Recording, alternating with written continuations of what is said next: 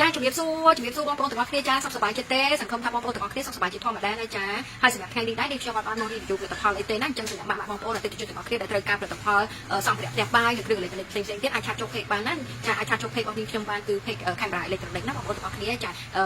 តែសម្រាប់ថ្ងៃនេះខ្ញុំចង់បញ្ចេញតម្លៃជូនបងប្អូនទាំងអស់គ្នាចាដោយសារតែនេះខ្ញុំសង្កេតឃើញថាសម័យនេះគឺជាសម័យអនឡាញសម័យបច្ចេកវិទ្យាណាបងប្អូនទាំងអស់គ្នាចាអញ្ចឹងមានអ្នកលក់អនឡាញជាច្រើនមែនតើណាឥឡូវនេះណាអ្នកលក់ច្រើនមែនតើនៅលើអនឡាញណាហើយមានអ្នកលក់ខ្លះក៏ពិតទៅអ្នកលក់ខ្លះទៅក៏មិនពិតទៅណាបងប្អូនទាំងអស់គ្នាចាអ្នកលក់អនឡាញខ្លះទៅមានតែយករូបភាពគេយកមកផុសអញ្ចឹងទៅប៉ុន្តែអ្វីគឺអត់មានឲ្យបងប្អូនណាចាហើយសម្រាប់ page ខ្លះទៀតទៅមានមួយចំនួនណាបងប្អូនទាំងអស់គ្នាចាខ្ញុំមិនមែនចេះទាំងអស់ទេណាសម្រាប់អ្នកលក់អនឡាញយើងណាមានអ្នកខ្លះគឺគាត់លក់ពិតប្រាកដគាត់មានផុសអីវ៉ាន់គាត់ពិតប្រាកដហើយមានផ្ញើអីវ៉ាន់ស្មោះត្រង់អតិថិជនណាតែនេះខ្ញុំចូលនិយាយនេះគឺមកនិយាយទៅលើ page ដែលបោកប្រាស់ណាបងប្អូនទាំងអស់គ្នាដោយសារតែនេះខ្ញុំសង្កេតឃើញណាកាលពីមុន page ដែលបោកប្រាស់មានចំនួន like តិចតួចទេណាដែល page ទៅប្រកាសថ្មីណាបងប្អូនទាំងអស់គ្នាហើយយក sale រូបថតដែលជាអ្នកដែលគេលក់អនឡាញពិតប្រាកដយកមកផុសនៅក្នុង page ខ្លួនឯងណាបងប្អូនទាំងអស់គ្នាចាអញ្ចឹងតែសារតាមមួយរយៈនេះខ្ញុំឃើញ page មួយចំនួនតូចទេបងប្អូនថាជា3 4 5ដែរដែលខ្ញុំបានជួបបានឃើញណានៅលើអនឡាញឃើញ page ហ្នឹងដូចជាសង្ស័យថាជាបោកប្រាស់ណាបងប្អូនទាំងអស់គ្នាដោយសារតែទី1អីវ៉ាន់ដែលដោយសារនេះខ្ញុំគឺជាអ្នកលក់អញ្ចឹងខ្ញុំអាចដឹងបានថាអីវ៉ាន់នេះទិញចូលតម្លៃប៉ុន្មានហើយលក់ចេញវិញតម្លៃប៉ុន្មានអញ្ចឹងណាហើយខ្ញុំសង្កេតឃើញថាអីវ៉ាន់ដែលគាត់ផុសលក់ហ្នឹងវាអត់ត្រូវណាបងប្អូនទាំងអស់គ្នាទោះបីយើងយកទៅទិញនៅចិនផ្ទាល់ក៏អត់បានតម្លៃហ្នឹងដែរហើយ page ហ្នឹងភាគច្រើនតែបោកប្រាស់ណាបងប្អូនទាំងអស់គ្នាចាឥឡូវនេះគឺមានអក្សរចិនអក្សរកូរ៉េអក្សរអីអញ្ចឹងណាបងប្អូនហេតុអីបានគេដាក់អក្សរចិនអក្សរកូរ៉េពីព្រោះអីធម្មតាទូរស័ព្ទរបស់យើងភាគច្រើនគឺមានតែអក្សរខ្មែរនិងអក្សរអង់គ្លេសទេអញ្ចឹងបងប្អូនយើងភាគតិចណាដែលគាត់ចេះចិនចេះកូរ៉េចេះអីបានគាត់ដាក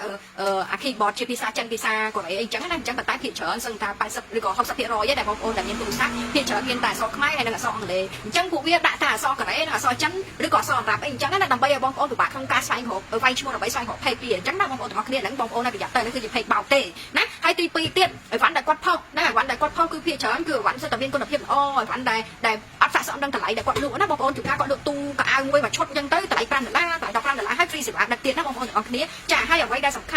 ខាន់គឺ page របស់ពួកគាត់ឥឡូវនេះពួកគាត់តែបោកហ្នឹងណាបងប្អូនចាភាគច្រើនឥឡូវនេះសិតតែមាន 2K 3K 15K 10K ក៏មានដែរនេះខ្ញុំសង្កេតឃើញណាបងប្អូនទាំងអស់គ្នាហើយមិនត្រឹមតែប៉ុណ្្នឹងទេអ្វីដែលគាត់ផុសហ្នឹងគាត់ដាក់ sponsor ទៀតគាត់ boost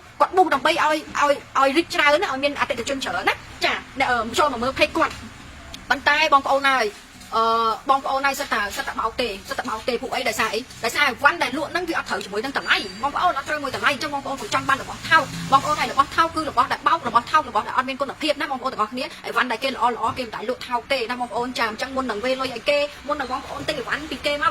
កបងប្អូនត្រូវគិតសិនណាបងប្អូនទាំងអស់គ្នាចាហើយភាគច្រើនភ័យដែលបោកហ្នឹងភាគច្រើនគឺនៅតាមខេត្តណាភាគច្រើនគឺនៅតាមខេត្តណាបងប្អូនចាតែមានអ្នកលក់អនឡាញគាត់នៅតាមខេត្តខ្លះក៏គាត់ស្មោះត្រង់ដែរព្រោះអីគាត់មានអាស័យដ្ឋានគាត់មានអីត្រឹមត្រូវប៉ុន្តែនេះខ្ញុំនិយាយតែ page បោកណាបងប្អូនទាំងអស់គ្នាចា page ដែលបោកនឹងភាគច្រើនគឺគាត់ដាក់អាស័យដ្ឋាននៅខេត្តតែតាមពិតគាត់អាចថានៅពេញក៏បានដែរបងប្អូនប៉ុន្តែគាត់ដាក់អាស័យដ្ឋាននៅខេត្តដើម្បីឲ្យងាយស្រួលបងប្អូនវេលុយឲ្យពួកគាត់មុនហ៎បងប្អូនចាហើយនៅខេត្តភាគច្រើនគាត់ដាក់អាស័យដ្ឋានគាត់បានពេញដែរព្រោះថាឥឡូវនៅខេត្តបាត់ដំបងនៅខេត្តណាខេត្តកំចាមឬក៏ខេត្តអីអញ្ចឹងប៉ុន្តែគាត់មានដាក់ភូមិឃុំទេអញ្ចឹងបងប្អូនត្រូវចូលទៅឆាតទៅសួរណាបងប្អូនត្រូវមើលថាតើ page របស់គាត់ហ្នឹងមានឈ្មោះពិតប្រាកដមើលទៅឈ្មោះហាងរបស់គាត់ពិតប្រាកដមានអាស័យដ្ឋានពិតប្រាកដហើយបង្ហាញកុងធនាគារពិតប្រាកដអត់ណាបងប្អូនទាំងអស់គ្នាចាហើយបងប្អូនត្រូវមើលទៅលើអីវ៉ាន់ណាតើអីវ៉ាន់ទាំងអស់ហ្នឹងវាស័ក្តិសមជាមួយនឹងតម្លៃហ្នឹងអត់ណាចាវាស័ក្តិសមនឹងតម្លៃហ្នឹងអត់ណាហើយអ្វីដែលសំខាន់ណា page បោកឥឡូវនេះណាបងប្អូនទាំងអស់គ្នាមានដល់រហូតដល់ 2K 3K 5K ហើយមាន boot page ហើយមាន group Telegram មានអ្នកចូលមើលរហូតដល់មានអ្នកចូលក្នុង group ហ្នឹងនាងខ្ញុំចូលទៅក្នុង group ហ្នឹងចង់ដឹងសាក់ដល់មើលបងប្អូនហើយមានរហូតដល់ 2K 3K អីនោះហើយអីវ៉ាន់គាត់ផុសលក់សិតតែតម្លៃមួយដែលថាយើងមិនសឹងតែនឹងជឿណាបងប្អូនទាំងអស់គ្នាចាហើយខ្ញុំក៏មិនដឹងថាតើមានបងប្អូនណាខ្លះដែលត្រូវចាញ់បោកពួកវាទេបងប្អូនហើយខ្ញុំមិនដឹងទេណាប៉ុន្តែគាត់ថាឥឡូវនេះខ្ញុំចូលមកចែកម្លែកជូនបងប្អូនណាបងប្អូនហើយត្រូវមានការប្រុងប្រយ័ត្នណាចំពោះ page បោកទី1អក្សររបស់គេដាក់ page ដាក់ឈ្មោះខាងរបស់គេហ្នឹងភាគច្រើនគឺគេដាក់ភាសាចិនភាសាកូរ៉េភាសាអារ៉ាប់អីចឹងទៅណាហើយទី2មានអាស័យដ្ឋានភាគច្រើនគឺនៅខេត្តណាបងប្អូនទាំងអស់គ្នាចាហើយទី3ដាក់អាស័យដ្ឋាននៅខេត្តមែនប៉ុន្តែអត់ដាក់ភូមិឃុំសង្កាត់អីត្រង់ត្រូវណាបងប្អូនទាំងអស់គ្នាចាអញ្ចឹងហើយទី4ទៀតអីវ៉ាន់បងប្អូនត្រូវមើលទៅលើអីវ៉ាន់ហ្នឹងថាតើវាស័ក្តិសមជាមួយនឹងតម្លៃហ្នឹងអត់ណាអញ្ចឹងមុននឹងបងប្អូនធ្វើការទិញបងប្អូនត្រូវយកអីវ៉ាន់ត្រូវ sell រូបភាពហ្នឹងទៅសួរ page 2 3សិនថាតើហើយបងប្អូនត្រូវថ្លឹងថ្លែងថាតើអីវ៉ាន់ហ្នឹងវាខុសគ្នាមិនដែរហើយបើសិនជាអីវ៉ាន់ដែល page បោកគាត់ដាក់ហ្នឹងវាថោកជ្រុលពេកហ្នឹងសិតតែបោកឲ្យបងប្អូនហើយធម្មតាអីវ៉ាន់គេពិតប្រាកដអីវ៉ាន់គេល្អអីវ៉ាន់មានគុណភាពគេអត់ដែរលក់ថោកទេណាចា ចឹងសម្រាប់បងប្អូនទាំងអស់គ្នាសូមឲ្យសូមទៀតបងប្អូនហើយកុំចង់បានរបស់ថោករបស់ថោកណាបងប្អូនរបស់ថោកទី1វាអត់មានគុណភាពទេទី2អាចជាអីវ៉ាន់មួយខ្លាំងទី3វាអាចជាអីវ៉ាន់មួយដែលអត់មានពិតប្រាកដពេលលុយឲ្យគេហើយគេអត់ផ្ញើអីវ៉ាន់ឲ្យយើងហើយគេប្លុកយើងចោលទៀតទៅរកដល់ណាណោះបងប្អូនទាំងអស់គ្នាចាអញ្ចឹងសម្រាប់បងប្អូនទាំងអស់គ្នាអតិថិជនទាំងអស់គ្នាសង្ឃឹមថាកុំចាញ់បោកណាកុំចាញ់បោកឲ្យសោះណាចាភ័យឥឡូវនេះនាងខ្ញុំហួសចិត្តបងប្អូនហើយសូម្បីតែរាល់ថ្ងៃនេះនាងខ្ញុំមានអីវ៉ាន់មានអាស័យដ្ឋានពិតប្រាកដហើយអ្នកលក់ចេញមុខឡាយពិតប្រាកដចេញមុខមកពិតប្រាកដហើយប៉ុន្តែនាងខ្ញុំអត់ដែលហ៊ានបូតភេកទេណាបងប្អូនទាំងអស់គ្នាចាប៉ុន្តែសម្រាប់ពួកបោកក៏វាហ៊ានបូតណាបងប្អូនទាំងអស់គ្នាចាវាហ៊ានបូតណាហើយវាមានគ្រប់ទេលេខការ៉ាមរហូតដល់ 1K 2K 3K ណាបងប្អូនទាំងអស់គ្នាចា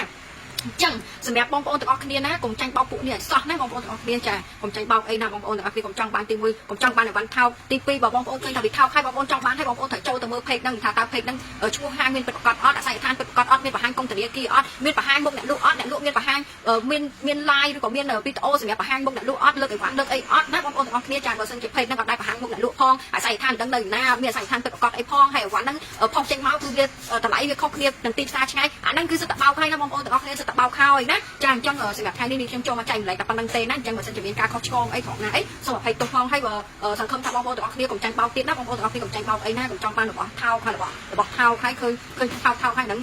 ចូលមើលសិនណាបងប្អូនណាបងនឹងវេលុយឲ្យគេណាចាអរគុណច្រើនជម្រាបលាបាយបាយ